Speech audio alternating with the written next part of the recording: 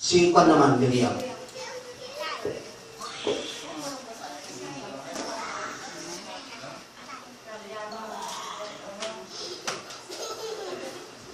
Thank you, Miriam. Habang siya nabubuhay, siya lang ang kanyang mamahalin. Okay. Kayo naman, Dante at Mary Ann, pakinggan rin namin yung pangako ng bawat sa iyo.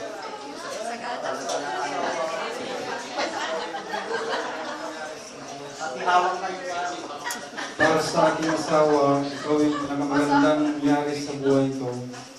Nais ko sa iyo. Hanggang ako'y nabubuhay sa mundo. Ikaw ang aking mamahalin at alagaan. Kaya tandaman ako, balat at buhok ko lang ang magbabago. Hindi ang pagmamahal ko sa iyo. Napakagandang pangako naman. Si Mary Ann naman.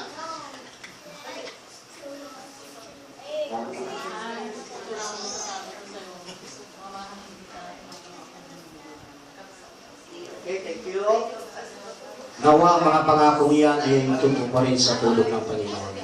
Meron kayong mga simbolo ng iyong pagmamahal. Sing-sing.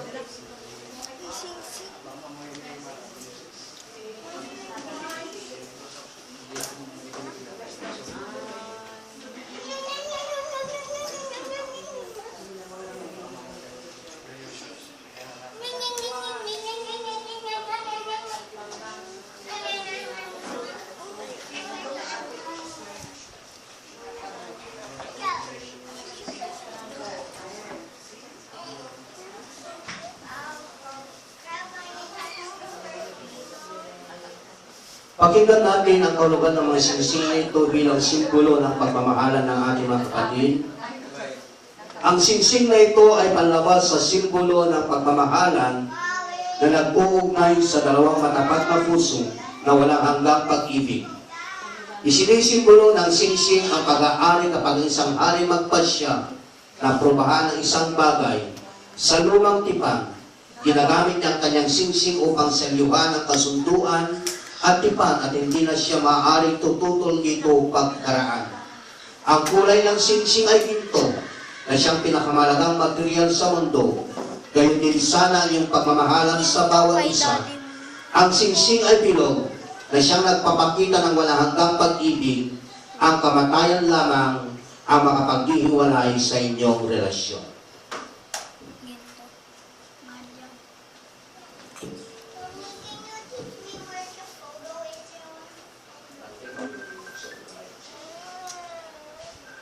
Yung lalaki yung unang magsusuot ng singsing ng bride. Okay. Habang sinusuot ninyo, Randy and Dante, sundan niyo ako sa aking sasabihin. Habang sinusuot niyo, sundan niyo ako sa aking sasabihin.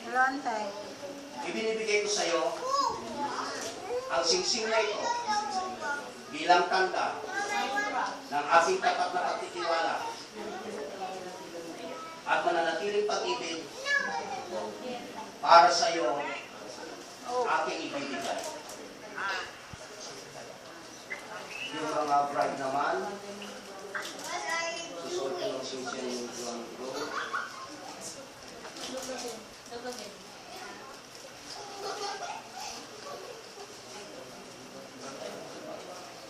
At habang sinusuot yung mga bride, sundan niyo ako sa aking sabihin. Ibinibigay ko sa iyo ang singsing na ito bilang tanda ng aking tapat na pagtitiwala at mananatiling pag-ibig para sa iyo aking ibibigay.